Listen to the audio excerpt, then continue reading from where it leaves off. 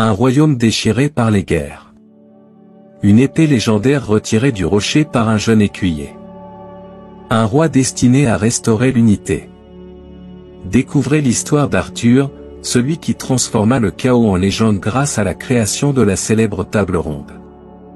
Dans cet épisode captivant, suivez la montée au pouvoir d'Arthur Pendragon, son premier acte de leadership, et la naissance d'un royaume où chevaliers et seigneurs jurent de protéger la paix. Une bataille, un serment, et un couronnement marquent le début d'une ère mythique. Plongez dès à présent dans la légende et découvrez comment un simple garçon devint roi. Le domaine de Sir Hector s'étendait sur des collines verdoyantes, parsemées de champs et de bois paisibles.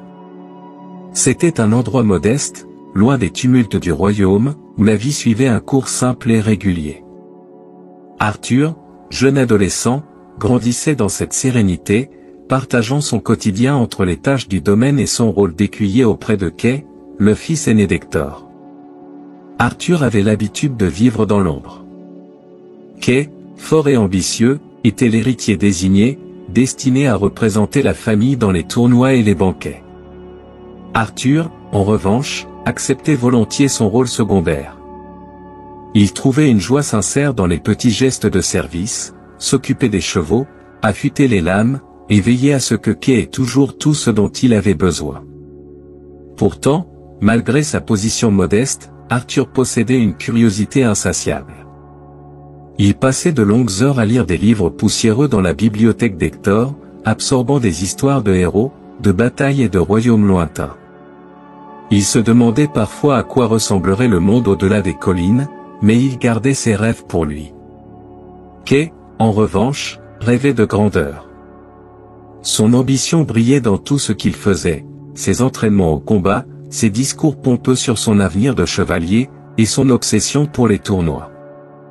Il voyait en chaque compétition une opportunité de se faire un nom, de se hisser au-dessus des autres chevaliers et de prouver qu'il méritait la reconnaissance. Un matin, alors qu'Arthur brossait les chevaux, Kay arriva en trombe, brandissant un parchemin scellé. « Un tournoi » s'écria-t-il, les yeux pétillants d'excitation. « À Ardagnon. Tous les grands chevaliers du royaume y participeront. Et le vainqueur pourra être considéré comme un prétendant au trône. » Arthur leva les yeux, intrigué. « Le trône ? Je croyais que personne ne pouvait succéder au roi Uther. » Kay haussa les épaules. « Peu importe. Si je gagne, ils n'auront pas d'autre choix que de reconnaître ma valeur. » Sir Hector, attiré par le bruit, s'approcha. Bien qu'il partageât la fierté de Kay, il fixa Arthur avec un regard bienveillant. « Et toi, Arthur ? Ne voudrais-tu pas un jour tenter ta chance dans un tournoi ? » Le jeune homme secoua la tête avec un sourire modeste. « Je préfère rester là où je suis utile, père. » Hector posa une main lourde sur son épaule. « Tu es plus utile que tu ne le crois, mon garçon. » Les jours qui suivirent furent remplis d'activités. Kay passait des heures à s'entraîner, perfectionnant ses techniques de joute et de combat à l'épée. Arthur, fidèle à son rôle, s'assurait que tout était prêt, les armes affûtées, l'armure polie, et les chevaux en pleine forme. Mais alors qu'il s'occupait des préparatifs, Arthur ne pouvait s'empêcher de ressentir une étrange nervosité. Une sensation qu'il ne pouvait expliquer, comme si quelque chose de plus grand que lui se préparait. La veille de leur départ pour Ardagnon, Arthur se retrouva seul sous un ciel étoilé, assis près de l'écurie. Le silence de la nuit était apaisant, mais son esprit était agité. « À quoi penses-tu » La voix venait de derrière lui.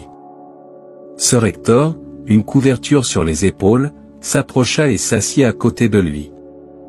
Arthur hésita avant de répondre. « Je ne sais pas. Tout cela, le tournoi, le royaume, c'est comme si quelque chose d'important allait arriver, mais je ne comprends pas quoi. » Hector sourit doucement. « La vie a une façon de nous surprendre, mon garçon. Parfois, ce n'est pas nous qui cherchons le destin. C'est lui qui nous trouve. » Arthur, bien qu'il ne comprît pas totalement ses paroles, hocha la tête. Le lendemain matin, alors que le soleil se levait sur le domaine, Arthur et Kay partirent pour Ardagnon. Kay chevauchait fièrement en tête, son armure étincelant dans la lumière, tandis qu'Arthur suivait avec les bagages et les provisions. À l'horizon, la plaine d'Ardagnon s'étendait, bordée de collines et de forêts. Une foule immense se rassemblait déjà, les bannières colorées des seigneurs flottant dans le vent. Arthur, les yeux écarquillés, se sentit submergé par l'ampleur de l'événement. Il ne savait pas encore que cette plaine, avec ses bruits de tambours et ses éclats de rire, deviendrait le théâtre d'un acte qui changerait à jamais le cours de son existence. Ainsi, dans l'ombre de Kay et sous le regard bienveillant d'Hector, Arthur avançait, inconscient de l'éveil imminent du dragon qui sommeillait en lui. La plaine d'Ardagnon s'étendait à perte de vue, encadrée par des collines boisées et baignée par un soleil éclatant. Le vent portait les cris et les rires d'une foule immense, mêlés au fracas métallique des armes et au martèlement des sabots. Les chevaliers, parés de leurs armures étincelantes et de leurs bannières colorées, arrivaient de tous les coins de l'Ogre pour participer au tournoi. Ce jour, la grandeur se mesurait au courage, et le destin du royaume semblait suspendu dans l'air. Arthur suivait Kay de près, tenant les rênes du cheval de son frère adoptif. Les yeux grands ouverts, il observait tout avec émerveillement.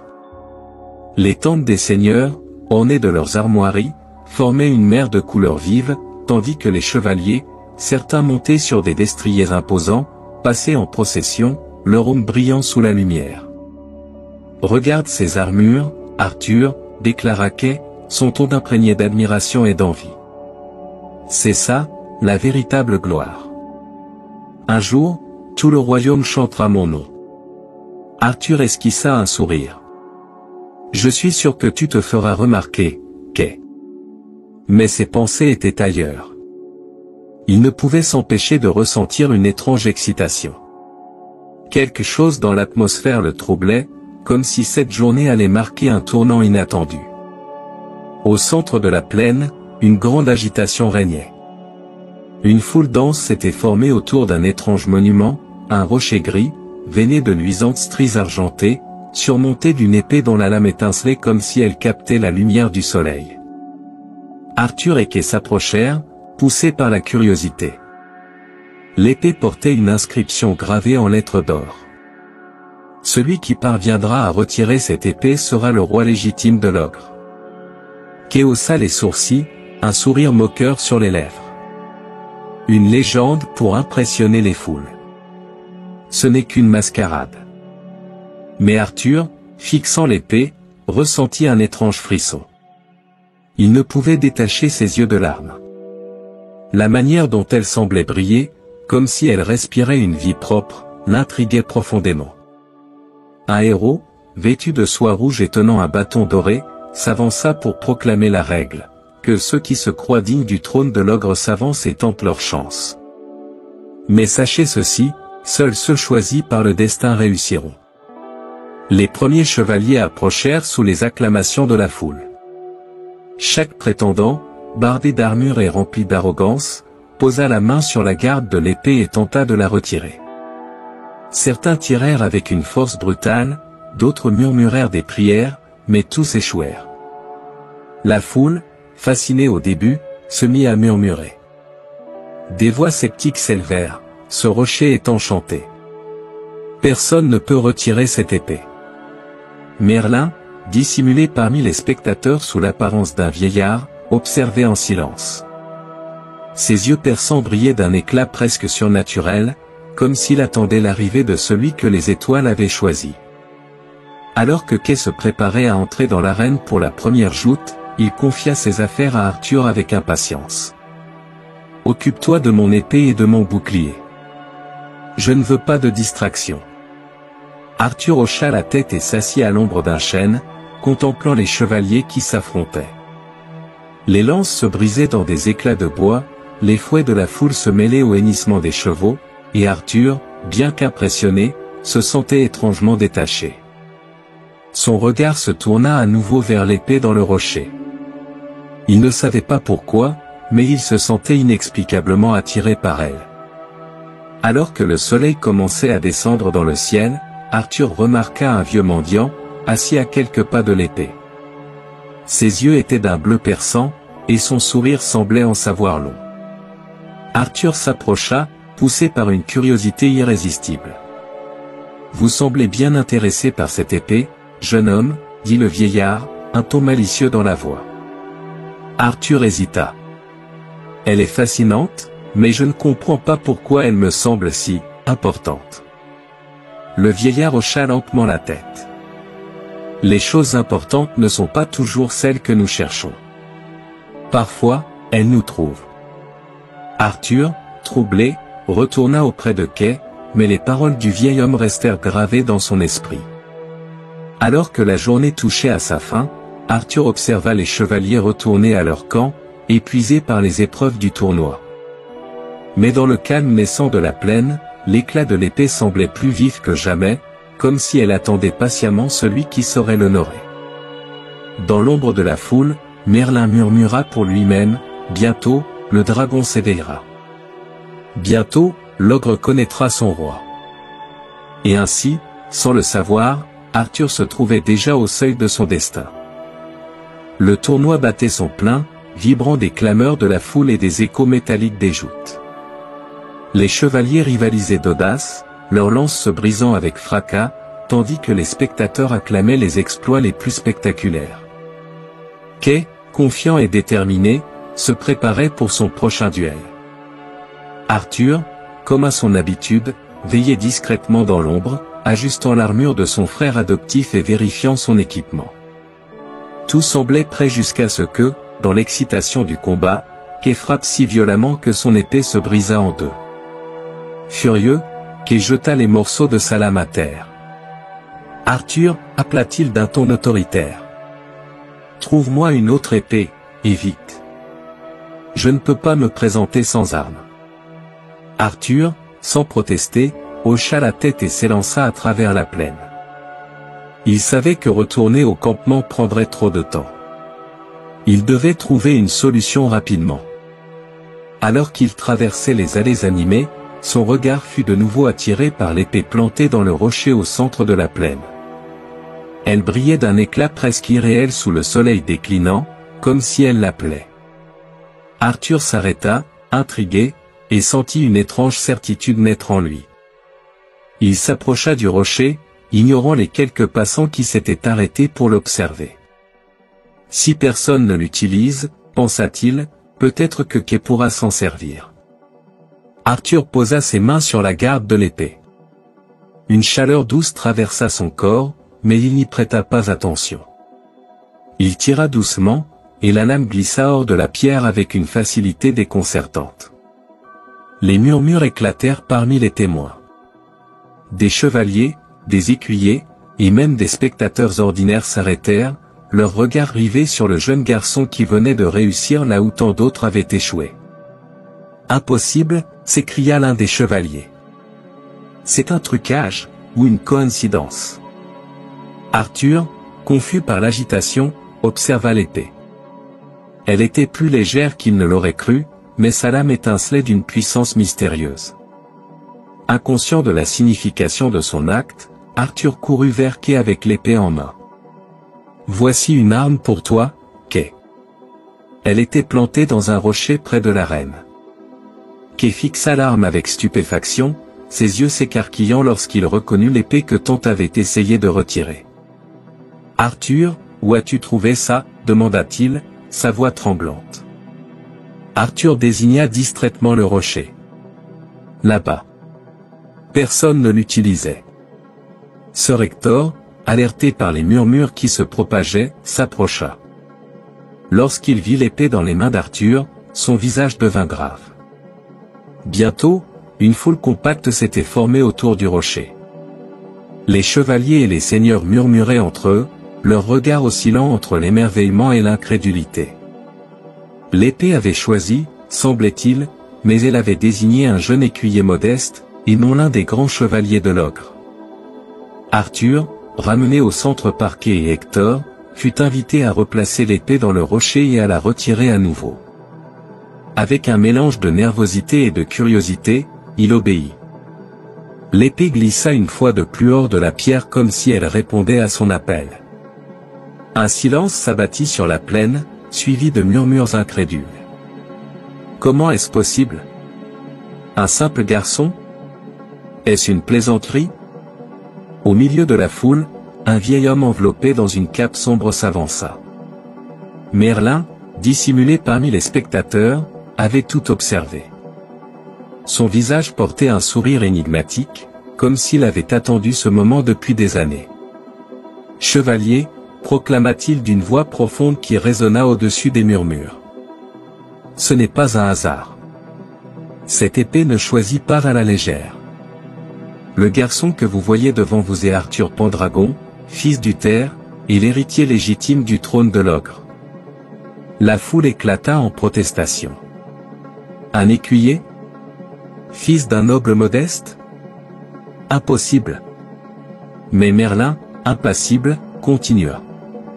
Regardez au-delà des apparences. L'épée a parlé. Le dragon s'est réveillé. Acceptez votre roi, ou condamnez ce royaume à l'éternel chaos. Arthur, debout au centre de cette agitation, tenait toujours l'épée. Il n'arrivait pas à comprendre ce qui se passait. Moi, un roi. Mais je ne suis qu'Arthur, fils d'Hector. Je ne sais rien des royaumes ni des trônes. Merlin s'approcha et posa une main rassurante sur son épaule. Ce n'est pas le sang qui fait un roi, mais le cœur. Et ton cœur, Arthur, est celui que ce royaume attendait. Ainsi, au milieu de la plaine d'Ardagnon, sous le regard stupéfait des chevaliers et des seigneurs, un jeune garçon venait d'accomplir l'impossible. L'épée avait parlé, et une légende commençait à s'écrire. Mais pour Arthur, ce n'était que le début d'un voyage rempli d'épreuves et de découvertes. Le soleil commençait à se coucher sur la plaine d'Ardagnon, enveloppant le tournoi d'une lueur dorée. Les cris de la foule s'étaient apaisés, mais un murmure persistant parcourait encore les campements. L'épée avait été retirée, et par un garçon, un simple écuyer. Arthur, ignorant l'ampleur de son acte, retrouva Kay avec l'épée en main. Le chevalier, en voyant la lame brillante ornée de runes mystérieuses, sentit un mélange de jalousie et de stupeur.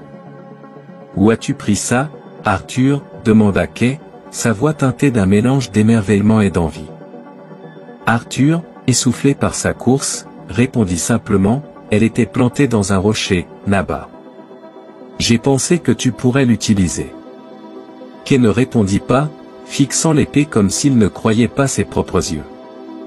Lorsque Sir Hector arriva, attiré par les rumeurs, il observa l'épée dans les mains de son fils adoptif. Son visage, d'abord marqué par l'incrédulité, se fit grave. « Arthur, dit-il d'une voix solennelle, dis-moi la vérité. Est-ce toi qui as retiré cette épée du rocher ?» Arthur, déconcerté par l'intensité de la question, hocha la tête. « Oui, père. Je ne pensais pas que c'était si important. Kay avait besoin d'une arme. » Hector échangea un regard avec Kay, puis posa une main ferme sur l'épaule d'Arthur.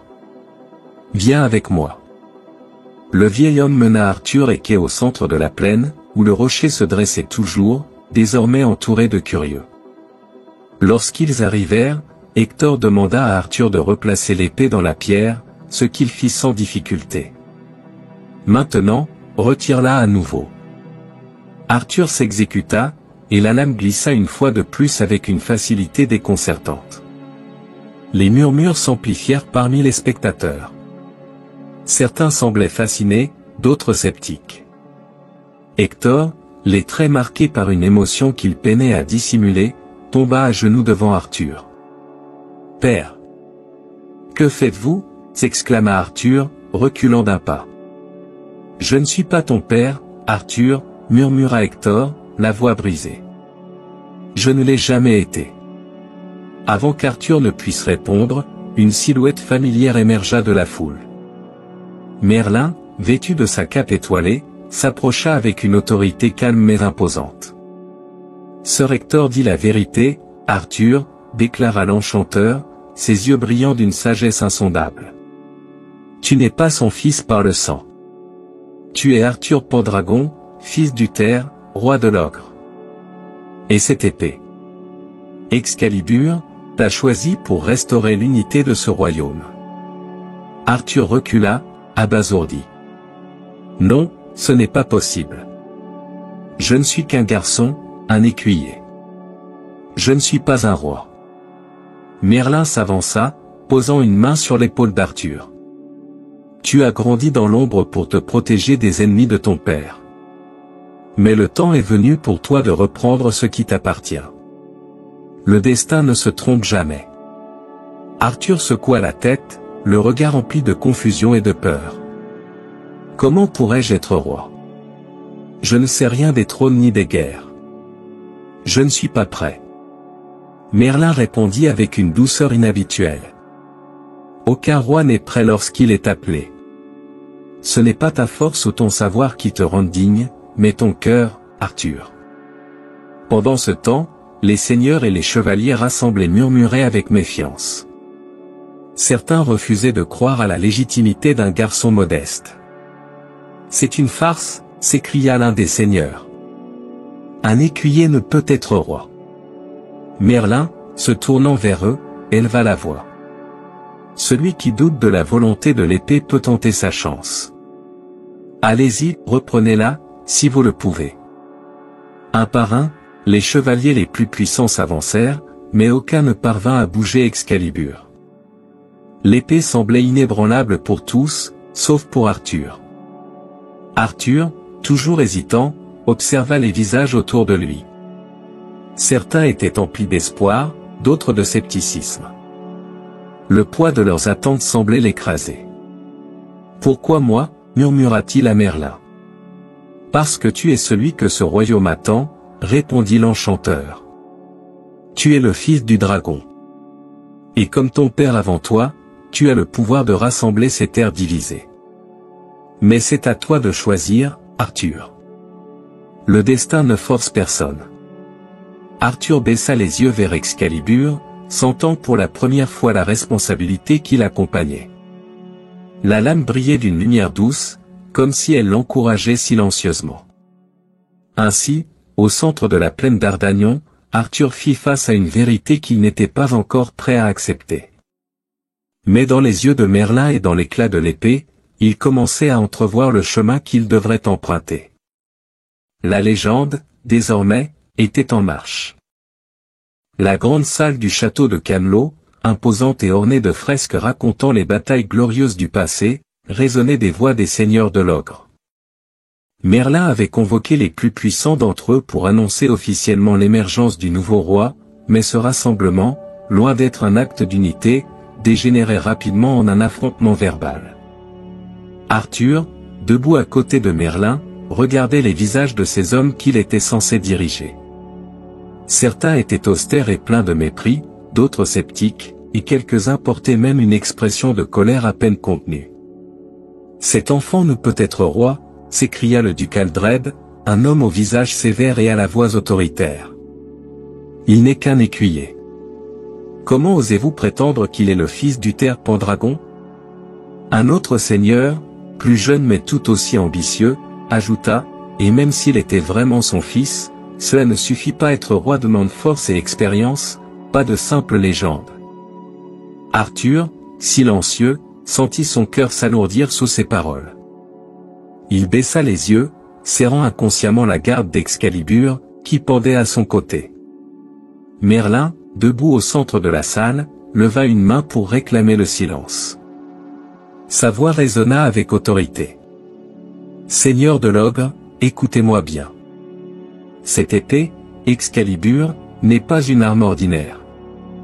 Elle est un symbole, un cadeau des puissances supérieures. Seul celui qui est digne peut la brandir.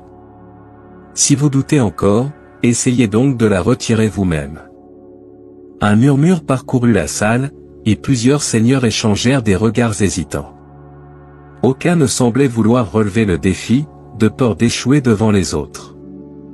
Merlin continua, « Arthur est le fils d'Uther, caché pour le protéger des ennemis de son père. Aujourd'hui, il revient non pas par hasard, mais par la volonté du destin.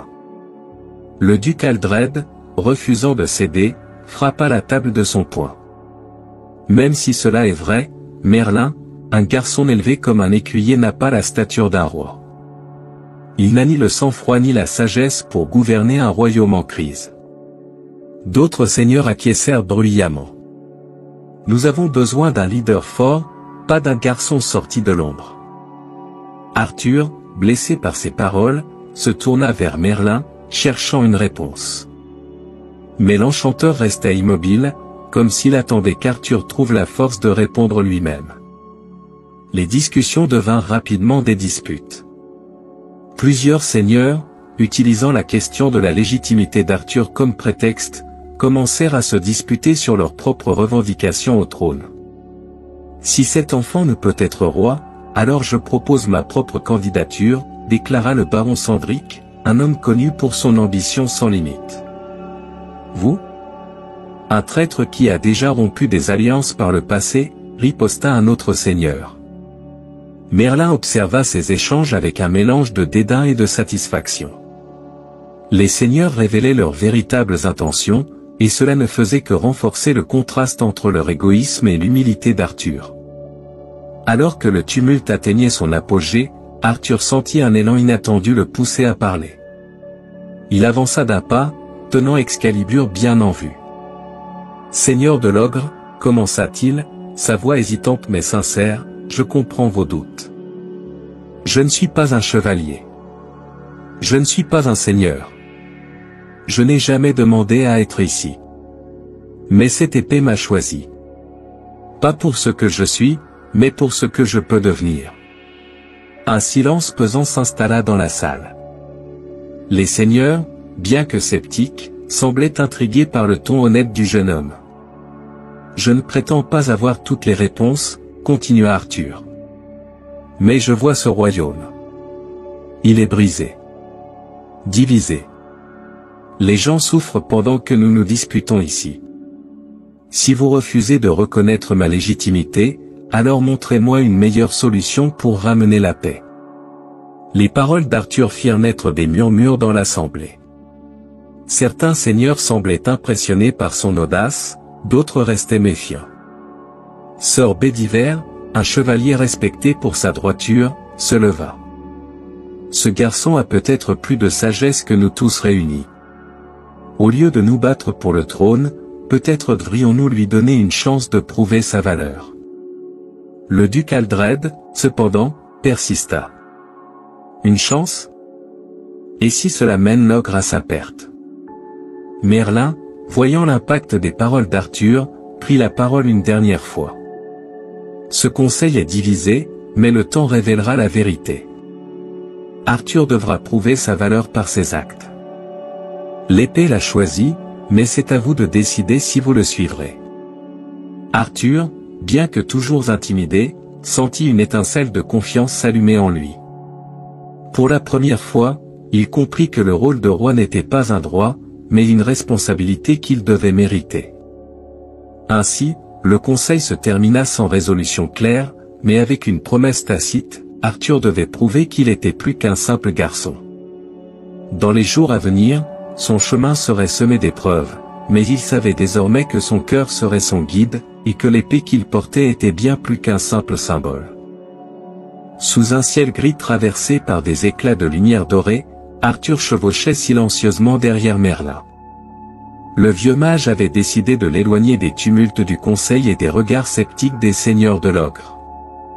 Leur voyage les conduisait à travers des collines embrumées, des forêts denses et des rivières murmurantes. Arthur, les traits tirés par le doute, brisa finalement le silence. « Merlin, pourquoi m'emmenez-vous si loin ? Les seigneurs me détestent déjà. Que puis-je apprendre ici qui changera quoi que ce soit ? » Merlin, sans se retourner, répondit calmement, « Parce que le cœur d'un roi ne se forge pas dans le confort d'une salle de conseil. Pour unir l'ogre, tu dois d'abord te comprendre toi-même. » Leur destination était une vallée cachée, entourée de montagnes escarpées et enveloppée d'une brume surnaturelle. Au centre se trouvait une modeste demeure en pierre, entourée de jardins sauvages et d'un lac étincelant. Merlin désigna l'endroit d'un geste. Ici, nous commencerons ton apprentissage. Cette vallée est un lieu de paix, mais aussi de vérité. Les leçons que tu apprendras ici façonneront l'homme et le roi que tu dois devenir. Le lendemain, Merlin conduisit Arthur au lac, où une vieille femme tirait de l'ourseau d'eau. « Aide-la » dit Merlin simplement. Arthur, bien qu'étonné, obéit. Il passa des heures à porter de l'eau, réparer des outils et couper du bois pour les habitants de la vallée. À la fin de la journée, épuisé mais satisfait, il demanda à Merlin, quel rapport cela a-t-il avec être roi? Merlin répondit avec un sourire énigmatique. Un roi qui ne comprend pas les besoins de son peuple ne peut espérer les guider. Un roi doit être au service de son royaume, pas l'inverse. Dans les jours qui suivirent, Merlin organisa des débats fictifs entre Arthur et les habitants de la vallée, jouant le rôle de seigneur querelleur. Arthur devait trouver des solutions aux conflits qu'il lui exposait, des disputes sur des terres, des querelles entre villages. Au début, le jeune homme répondit avec hésitation, manquant de confiance. Mais peu à peu, il apprit à écouter, à peser ses mots et à proposer des compromis justes. Un jour, après avoir résolu une dispute particulièrement complexe, Merlin le félicita. La force d'un roi ne réside pas dans son épée, mais dans sa capacité à faire entendre des voix discordantes. Aujourd'hui, tu as montré que tu peux être cette voix. Arthur, bien que naturellement agile, n'avait jamais reçu de véritable entraînement au combat. Sous la tutelle de Merlin, il apprit à manier l'épée avec précision et discipline. Excalibur n'est pas une arme ordinaire, expliqua Merlin alors qu'Arthur brandissait la lame étincelante. Elle répond à ton cœur. Si tu doutes, elle sera lourde. Si tu es déterminé, elle sera légère. Les leçons ne se limitaient pas au combat physique. Merlin enseigna à Arthur l'importance de la stratégie, de la patience et de la coordination. Ils simulèrent des batailles, utilisant des pierres et des branches pour représenter des armées. Un roi doit voir au-delà de la mêlée, dit Merlin. Il doit comprendre le mouvement des forces et anticiper ce que les autres ne peuvent voir. Un jour, alors qu'il se promenait dans la vallée, Arthur remarqua un jeune garçon en train de pleurer. Sans hésiter, il s'agenouilla à ses côtés, cherchant à comprendre ce qui n'allait pas. « Mon père est malade », sanglota l'enfant. « Et nous n'avons pas les moyens de le soigner. » Arthur retourna immédiatement à la maison de Merlin et prépara un remède avec les herbes qu'il avait appris à reconnaître. En soignant l'homme, il gagna non seulement la gratitude de la famille, mais aussi une leçon importante. Merlin, qui avait observé la scène de loin, s'approcha avec un sourire. Un roi qui montre de la compassion inspire une loyauté plus forte que celle qui est imposée par la peur. Malgré ses progrès, Arthur restait hanté par l'idée qu'il n'était pas à la hauteur. « Comment puis-je prétendre être roi alors que tant de seigneurs me méprisent ?» demanda-t-il un soir, alors qu'il regardait les étoiles. Merlin posa une main rassurante sur son épaule. « La foi des autres n'a pas d'importance, Arthur. Ce qui compte, c'est ta foi en toi-même. Regarde ces étoiles. Elles étaient là avant toi, et elles resteront après toi. Mais en ce moment, elles brillent pour toi. » Pendant qu'Arthur se formait, les tensions continuaient de croître entre les seigneurs de l'Ocre. Les alliances se brisaient, les querelles se transformaient en batailles ouvertes, et le peuple souffrait de plus en plus. Des nouvelles de ces troubles parvinrent à la vallée, rappelant à Arthur que son rôle ne serait pas de vivre en paix, mais de ramener la paix à un royaume fracturé. Après plusieurs semaines d'entraînement, il se tenait sur une colline surplombant la vallée, Excalibur à la main. Il sentit pour la première fois le poids réel de son destin, non pas comme un fardeau, mais comme une responsabilité qu'il devait assumer. « Es-tu prêt à prendre ce chemin, Arthur ?» demanda Merlin. Arthur inspira profondément. « Non. Mais je sais que je dois le prendre, prêt ou non. » Ainsi, sous la guidance de Merlin, Arthur commença à embrasser son rôle. Il comprit que la véritable grandeur ne venait pas du pouvoir, mais du service. Mais le chemin qu'il empruntait était encore semé d'embûches, et les flammes du chaos l'attendaient à son retour. L'Ogre, autrefois un royaume de promesses et de grandeur, n'était désormais qu'un champ de ruines et de désolation. Les seigneurs, enfermés dans leurs querelles incessantes pour le pouvoir, avaient laissé la terre s'embraser sous leurs ambitions. Les récoltes étaient détruites, les villages incendiés, et les routes autrefois surgrouillées de bandits et de mercenaires, prêts à tirer profit du chaos. Dans cette spirale de destruction, le peuple souffrait. Les familles fuyaient leurs maisons, cherchant refuge dans des bois obscurs ou des cavernes humides, tandis que les cris des enfants affamés et des mères désespérées s'élevaient dans l'air comme des prières silencieuses. Au cœur de cette tourmente, les seigneurs de l'Ogre continuaient à se battre. Le duc Aldred, soutenu par une poignée de chevaliers corrompus, ravageait les terres de ses voisins, exigeant allégeance et tribut. De l'autre côté, le baron Sandric mobilisait ses propres forces, promettant aux seigneurs neutres des récompenses s'ils le soutenaient comme roi. Mais aucun d'entre eux ne se souciait du peuple qu'ils prétendaient vouloir gouverner. Les champs de bataille étaient jonchés de cadavres non seulement de soldats, mais aussi de paysans pris au milieu des affrontements. Arthur, accompagné de Merlin, descendait d'une colline surplombant un village en flammes. Le ciel était teinté de rouge par la fumée, et une odeur de cendres et de mort emplissait l'air. Le visage grave, le jeune homme serrait les poings. « Pourquoi font-ils cela ?» demanda-t-il, la voix tremblante. « Ils ne se battent pas pour le royaume, mais pour eux-mêmes.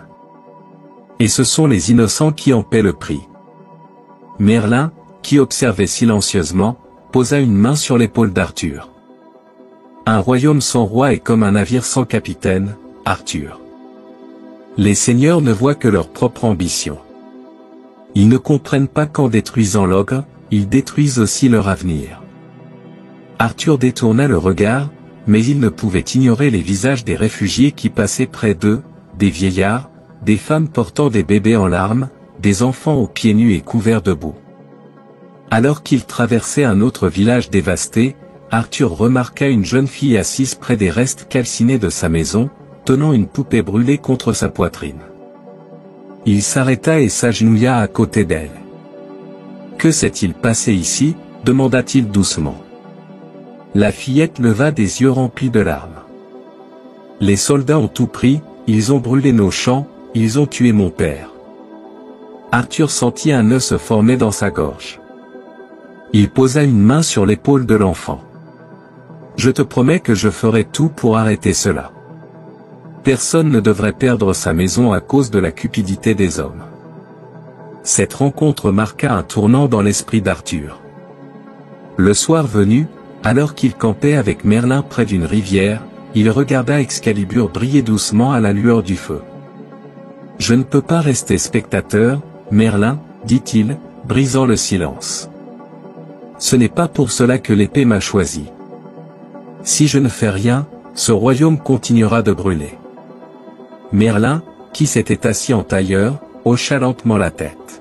« Alors tu comprends enfin. Être roi ne signifie pas porter une couronne ou siéger sur un trône. Cela signifie porter le poids des souffrances de ton peuple et agir pour leur bien. Es-tu prêt à accepter ce fardeau ?» Arthur, après un long moment de réflexion, répondit avec détermination, « Oui. Je ne suis peut-être pas encore prêt, mais je dois essayer. Je dois faire ce qui est juste. » Le lendemain, Arthur et Merlin atteignirent un camp de réfugiés, où des hommes et des femmes, affamés et épuisés, tentaient de survivre. Arthur, après avoir écouté leur récit, prit la parole. « Je ne suis qu'un jeune homme, et je sais que beaucoup doutent de moi. Mais je vous promets ceci, je ferai tout pour ramener la paix à l'Ogre.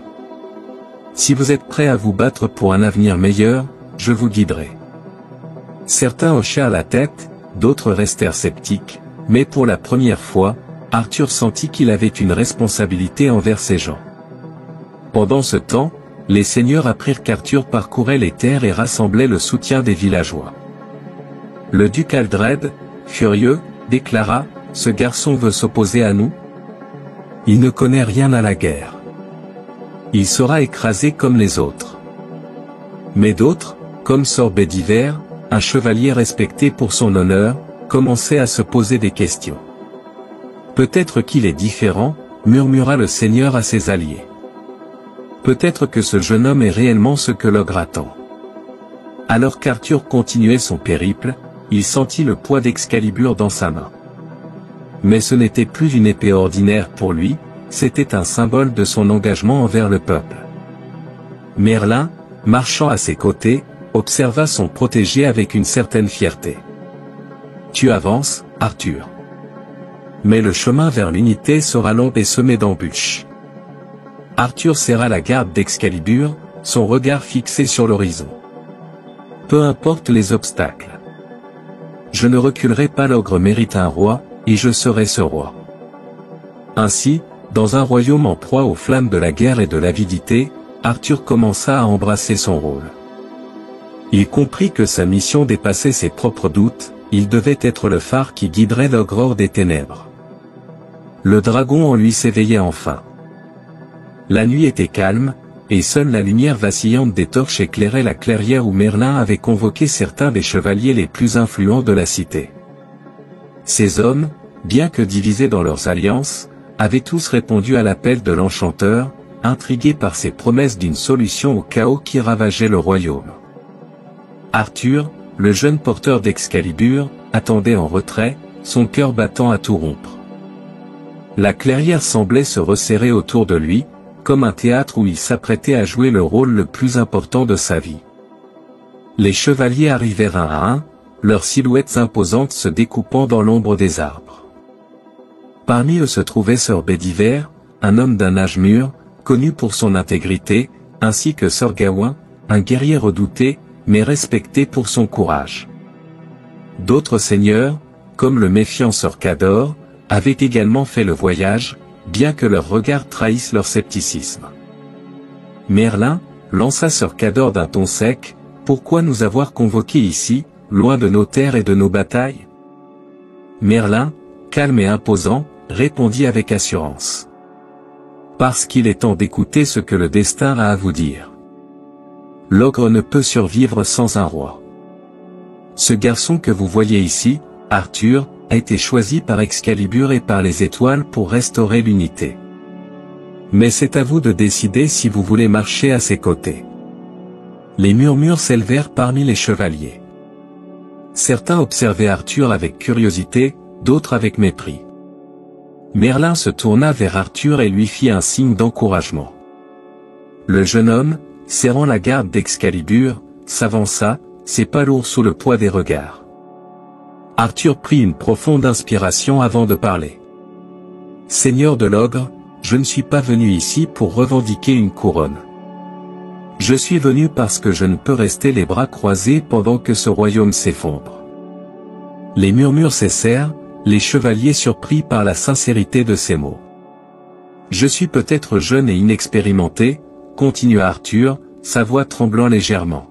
« Mais je vois ce que les guerres entre vous ont causé. Les villages brûlés, les familles brisées, le peuple affamé. Ce n'est pas ce que cette cité mérite. » Arthur leva Excalibur, et la lumière des torchers sembla se refléter sur sa lame comme un feu sacré. « Cette épée ne m'a pas choisi parce que je suis fort ou noble de naissance. Elle m'a choisi parce que je crois en un avenir différent. Un avenir où nous ne nous battons pas entre nous, mais où nous nous rassemblons pour reconstruire ce royaume. Je ne vous demande pas de me suivre aveuglément, mais de croire en la possibilité d'un ogre uni. Ensemble, nous pouvons mettre fin à ce chaos. Ensemble, nous pouvons redonner espoir à notre peuple. » Un silence lourd suivit les paroles d'Arthur. Les chevaliers échangèrent des regards, leurs pensées inscrites sur leurs visages. Sir Cador éclata finalement d'un rire sarcastique. « De belles paroles, garçon, mais les belles paroles ne gagnent pas des batailles. Pourquoi devrions-nous te faire confiance ?» Avant qu'Arthur ne puisse répondre, Sir Bedivere se leva. « Parce qu'il a dit ce que nous avions besoin d'entendre, Cador. Parce qu'il parle non pas comme un seigneur avide, mais comme un homme qui veut réellement le bien de l'ogre.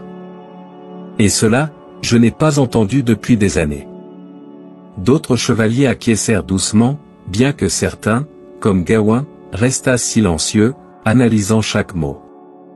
Sir Bedivere s'avança vers Arthur et posa un genou à terre, inclinant la tête. « Arthur Pendragon, si tu tiens ta promesse, je jure de me battre à tes côtés. Non pour toi, mais pour l'avenir de ce royaume. » Arthur, abasourdi par ce geste, hocha la tête avec gratitude. « Merci, Sir Bedivere. Je ne vous décevrai pas. » Peu à peu, d'autres chevaliers exprimèrent leur soutien, bien que certains restassent réservés, hésitant à se rallier pleinement à un jeune homme qu'ils considéraient encore comme inexpérimenté. Merlin, observant la scène avec satisfaction, s'avança à son tour. « Ce n'est que le début, Arthur. Gagner leur confiance ne sera pas chose facile, mais tu as fait d'aujourd'hui ton premier pas en tant que roi. N'oublie jamais, un roi n'est pas suivi pour son pouvoir, mais pour sa vision et son cœur. » Arthur, bien que conscient des doutes qui subsistaient, sentit une étincelle d'espoir s'allumer dans son cœur. Pour la première fois, il ne se voyait plus simplement comme un jeune écuyer, mais comme quelqu'un capable de guider l'ogre vers un avenir meilleur.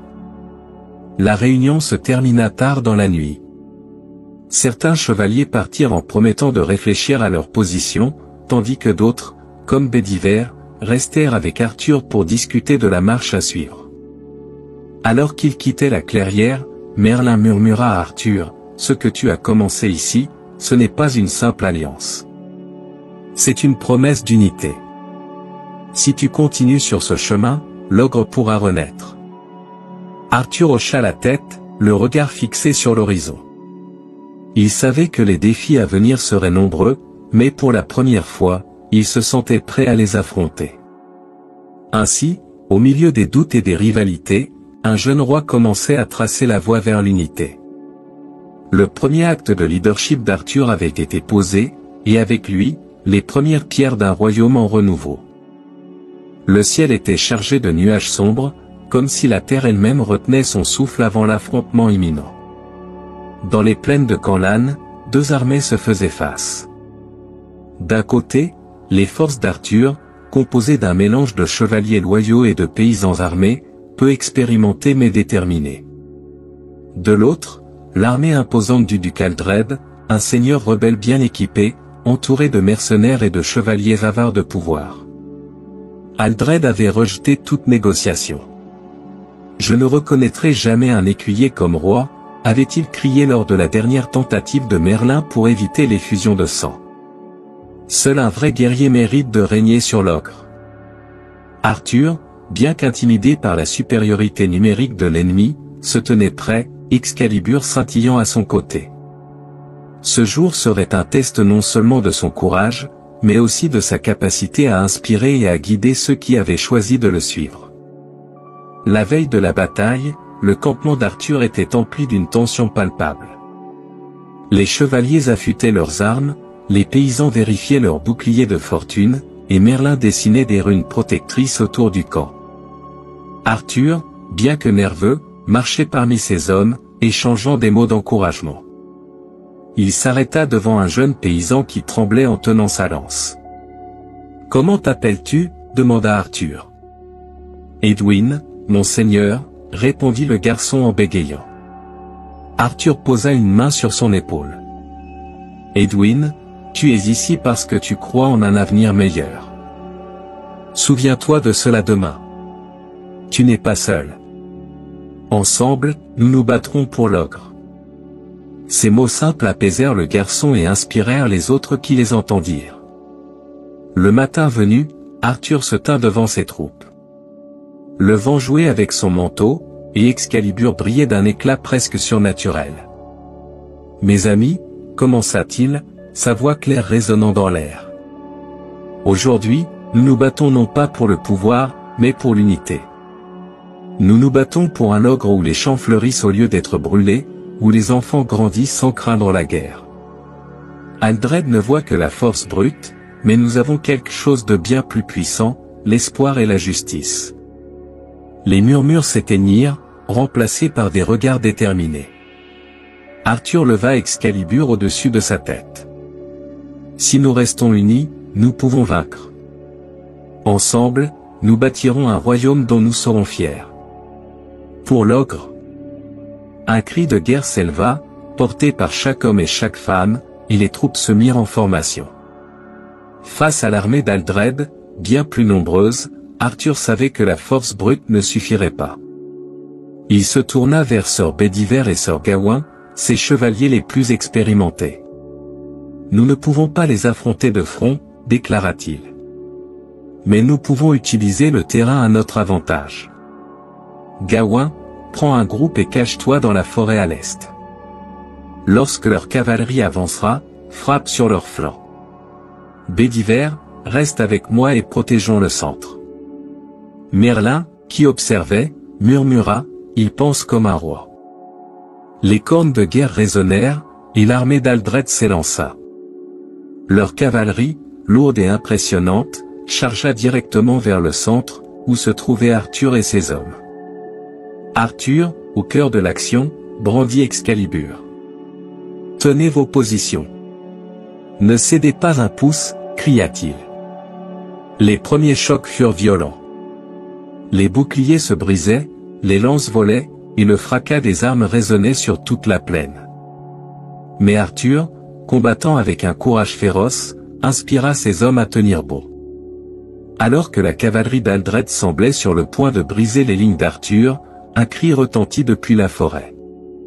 Gawain et ses hommes surgirent, attaquant les flancs de l'armée rebelle avec une férocité inattendue. La confusion s'empara des troupes d'Aldred. Les chevaliers rebelles, désorientés, commencèrent à perdre leur cohésion. Arthur, voyant l'ouverture, leva Excalibur haut dans les airs. Maintenant, contre-attaquer. Ses troupes, galvanisées par son ordre, se lancèrent dans une charge décisive. Aldred, voyant ses forces se désintégrer, tenta de rallier ses hommes, mais il était trop tard. À la fin de la journée, le champ de bataille était silencieux. L'armée adverse avait été vaincue, et le seigneur rebelle lui-même, blessé, avait été capturé. Arthur se tenait au centre de la plaine, couvert de poussière et de sueur, mais avec un regard déterminé. Ses hommes l'acclamèrent, criant son nom comme un roi légitime. Aldred, agenouillé devant lui, releva la tête. « Tu as gagné aujourd'hui, garçon. Mais cela ne fait pas de toi un roi. » Arthur répondit calmement, mais avec une autorité nouvelle, « Ce n'est pas cette bataille qui fait de moi un roi. C'est ma volonté de protéger ce royaume, même de ceux qui devraient en être les gardiens. » Cette victoire marqua un tournant. Les chevaliers qui avaient douté d'Arthur virent en lui non seulement un chef courageux, mais un homme capable de diriger avec sagesse et compassion. Sir Gawain, autrefois sceptique, s'agenouilla devant lui. « Aujourd'hui, vous avez prouvé que vous êtes digne de l'ogre, Arthur Pendragon. Je suis à votre service. » D'autres chevaliers suivirent son exemple, et peu à peu, l'unité commença à naître au sein de leur rang. Ainsi, dans la plaine de Canlan, Arthur ne gagna pas seulement une bataille, mais le respect et la loyauté de ceux qui un jour formeraient le cœur de la table ronde. La légende du roi Arthur s'écrivait désormais en lettres de feu et d'or. Dans les jours qui suivirent la bataille décisive, la plaine de Canlan, autrefois théâtre de chaos et de guerre, devint un symbole de renouveau. Les chevaliers rassemblés, victorieux mais fatigués, attendaient la prochaine étape. Arthur, fort de sa victoire et du respect nouvellement acquis, savait que le moment était venu de transformer une alliance fragile en une fondation durable pour l'ogre. Arthur, entouré de Merlin, Sir Bedivere, Sir Gawain et d'autres chevaliers influents, convoqua une assemblée dans une grande salle de pierre située au cœur de Camelot. « Messieurs, commença-t-il, sa voix ferme mais empreinte d'humilité, la bataille que nous avons gagnée n'est qu'un début. Si nous voulons éviter de sombrer à nouveau dans le chaos, nous devons construire un royaume où tous, qu'ils soient puissants ou modestes, se sentent protégés et représentés. » Les chevaliers échangèrent des regards perplexes, mais curieux. Arthur poursuivit. « Je propose de créer un lieu où chacun de nous, peu importe son rang, pourra siéger à égalité pour servir le royaume. Une table ronde, où les décisions seront prises dans l'intérêt de l'ogre, et non pour satisfaire nos ambitions personnelles. Un murmure parcourut l'assemblée.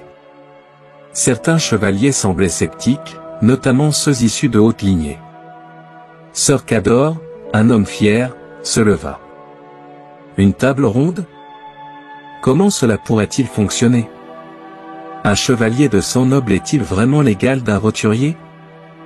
Arthur le regarda avec calme et répondit, sur le champ de bataille, le sang qui coule est le même pour tous. Ce n'est pas la naissance qui détermine la valeur d'un homme, mais ses actions.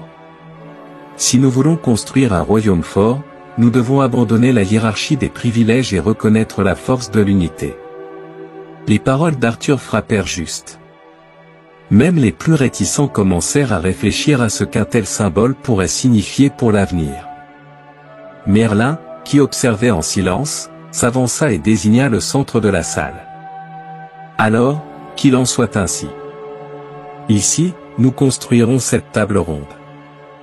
Mais ce n'est pas la table qui rendra votre alliance puissante, messieurs. Ce sera le serment que vous prêterez aujourd'hui. Arthur s'approcha, tenant Excalibur devant lui. La lumière de la lame semblait éclairer la pièce tout entière. Je vous demande ceci, jurez de protéger l'ogre et ses habitants, d'être juste dans vos décisions, et de placer l'intérêt du royaume au-dessus du vôtre. Si vous êtes prêts à faire ce serment, alors rejoignez-moi à cette table, et nous bâtirons ensemble un royaume digne des légendes. Un par un, les chevaliers s'avancèrent. Sir Bedivere fut le premier à poser un genou à terre. Je jure de servir l'ogre avec honneur et loyauté. Sir Gawain suivit, puis d'autres. Même Sir Cador, bien qu'hésitant, finit par prêter serment, impressionné par la vision d'Arthur. Une fois les serments prononcés, Merlin prit la parole. Messieurs, aujourd'hui, vous n'avez pas seulement promis de servir un royaume.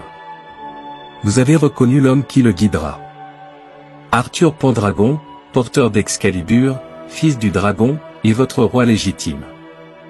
Les chevaliers, unis pour la première fois, tombèrent à genoux devant Arthur.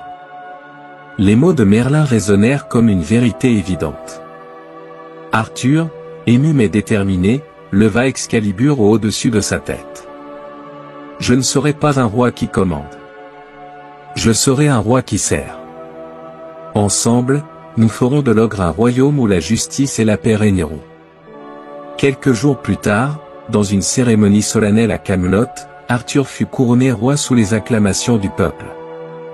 La salle était décorée de bannières dorées, et les habitants de l'ogre, venus de toutes les provinces, remplissaient la cour et les collines environnantes.